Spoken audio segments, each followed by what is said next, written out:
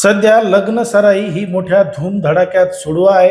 अनेकांचे लग्न हे मोठ्या थाटामाटात पार पडत आहेत. पण मात्र ज्यांची लग्नाचे वय होऊन गेले आहेत आणि त्यांचं या उन्हाळ्यामध्ये सुद्धा लग्न जमलं नाही, म्हणून ते सुद्धा मोठ्या प्रमाणात नाराज आहेत. म्हणून काही तरुण आणि काही पुरुष हे आता नवरीच्या शोधात आहेत की त्यांना आता लग्नासाठी नवरी कुठं मिळतीये का, आणि या धोंड्याच्या महिन्या अगोदर तरी आपलं लग्न होतंय का. मग असे जे तरुण आहेत ज्यांचे लग्नाचे वय होऊन गेलेत आणि तरी सुद्धा त्यांना लग्नासाठी मुली मिळत नाहीयेत, ते मात्र आता नवरी विकत आणण्याचा निर्णय घेत आहेत. कारण की काही एजंट आणि काही नवऱ्या ह्या 2-2, 3-3 लाख रुपये दिल्या की त्या लग्न करत आहेत आणि काही जणांचे संसार सुखाचे होत आहेत, असं सुद्धा काही एजंट लोक सांगत आहेत.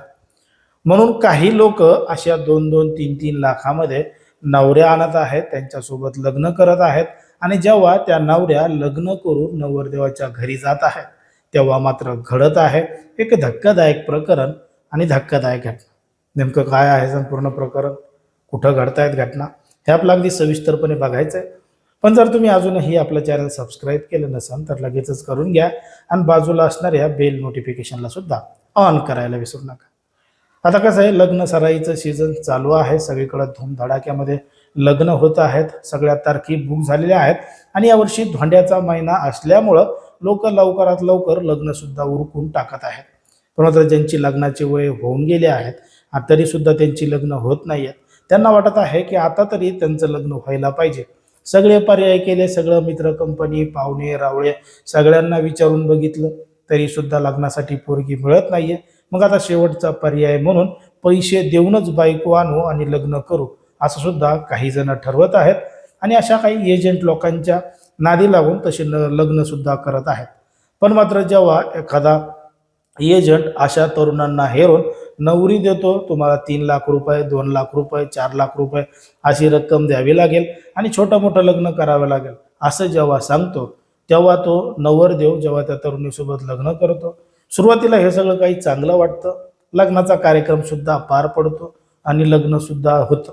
मग लग्न झाल्यानंतर जेव्हा ती नवरी त्या नवरदेवाच्या घरी येते, 1-2 दिवस राहते आणि माहेरी जाते म्हणून निघून जाते, तर पुन्हा वापसच येत नाही.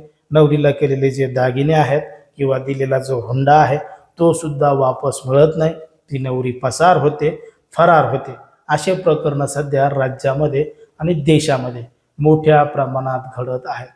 मग असे प्रकरण घडून सुद्धा काही लोक या गोष्टीकडं गांभीर्यानं बघत नाही, तरी सुद्धा पैसे देऊन नवरी आणण्याचा प्रयत्न करत आहेत. आता सगळ्याच नवऱ्या पळून जातात, सगळ्याच नवऱ्या धोका देतात असं नाही, पण मात्र लुटेरू दुल्हनची संख्या मोठ्या प्रमाणात वाढलेली आहे आणि पैसे देऊन आणलेली नवरी जास्त दिवस राहत नाही, या घटना सुद्धा मोठ्या प्रमाणात वाढलेल्या आहेत. त्याच्यामुळं तुम्ही जर विकत नवरी आणण्याचा प्रयत्न करत असाल, एजंटच्या माध्यमातून लग्न जमवत असाल, तर सगळ्या काही मागच्या पुढच्या गोष्टींचा विचार करूनच त्या ठिकाणी निर्णय घेतला पाहिजे, असं एकंदरीत आपल्या ठिकाणी वाटतं.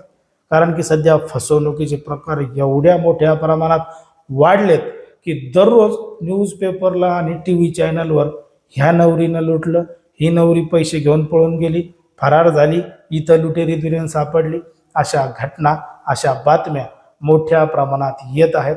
म्हणून लोकांनी सुद्धा सावध व्हायला पाहिजे, सतर्क व्हायला पाहिजे. ज्या पद्धतीनं घटना घडतात या सगळ्या गोष्टींकडं गांभीर्यानं बघितलं पाहिजे आणि मगच काय तो निर्णय घेतला पाहिजे, असं एकंदरीत आपलं या ठिकाणी वाटतं. पण मात्र एवढं सांगूनही काही लोकांना जे करायचंय तेच करतात आणि पुन्हा पोलीस स्टेशनच्या चक्रा मारत बसतात, असं सुद्धा बऱ्याच जणांचं म्हणणं आहे. त्याच्यामुळे ज्या पद्धतीने हे सगळे प्रकार वाढत चालले आहेत त्याच्यावर तुम्हाला काय वाटतं ते तुम्ही अगदी स्पष्टपणे कमेंटमध्ये सांगा. कारण की कोणाच्याही भावना दुखवणं, कोणाचंही मन दुखवणं हा आपला उद्देश नाही. समाजामध्ये जे घडतंय आणि मीडियामध्ये जे दिसतंय तेच सांगायचं काम आपण या ठिकाणी करत असतो. लोकांना सावध आणि सतर्क राहण्याचं सुद्धा आवाहन करत असतो.